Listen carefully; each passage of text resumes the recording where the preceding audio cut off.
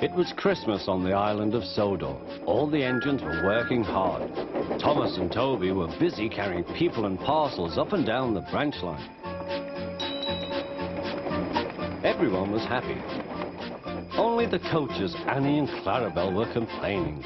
It's always the same before Christmas, they groaned. We feel so full, we feel so full. Oh, come on, said Thomas.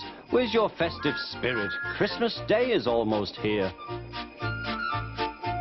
By the side of the track was a lonely little cottage with a familiar figure waving to them.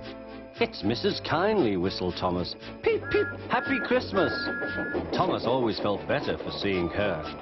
Christmas just wouldn't be Christmas without Mrs Kyndley. When work was over, Thomas went to see the other engines. All their coats had been polished. "Ha," said Gordon, "just look at us. Your driver will have to work fast to get you as smart as us." "Never mind that," replied Thomas. "I've something important to say. Do you realize it's a whole year since Mrs Kyndley saved us from a nasty accident? You remember when she was ill in bed and—" "Yes, of course," interrupted Edward. "You told us how she waved her red dressing gown out of her window to warn you about a landslide ahead." "And you and Toby gave her presents," Percy joined in. "And the Fat Controller sent her to Bournemouth to get better." "But," said James and Henry together, "the rest of us have never thanked her properly."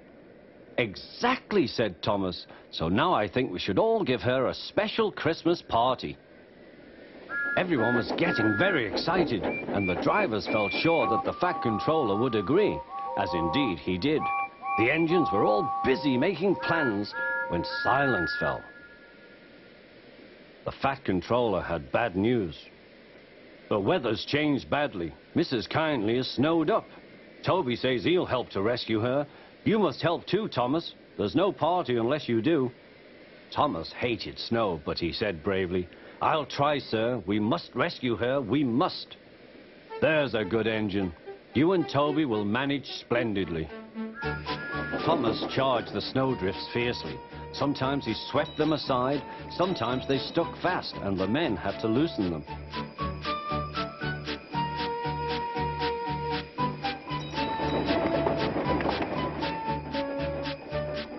But at the cutting near the cottage, they could go no further.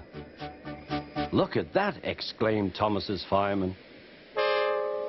"Peep, peep, peep! Here we are!" whistled Thomas. An answering wave came from an upstairs window. Then they heard a familiar sound. "That's Terence," said Thomas. "He's come to help too." Sure enough, Terence had a snowplow and was working hard to clear a path to the railway line in safety. At long last, the rescue was complete. Percy took the tired workmen home. Terence said goodbye to Mrs Kyndley and promised to take care of her cottage as he watched them all set off. The engines made good time. No more snow had fallen, but the yard was dark. Thomas's heart sank. Suddenly, all the lights went on. What a marvelous sight awaited Mrs Kyndley. "Well done," said the Fat Controller. "I'm really proud of you all." Mrs Kyndley especially thanked the smaller engines. "Thomas and Toby are old friends," she said. "And now, Percy, you are my friend too." Percy was very pleased. "3 cheers for Mrs Kyndley," he called.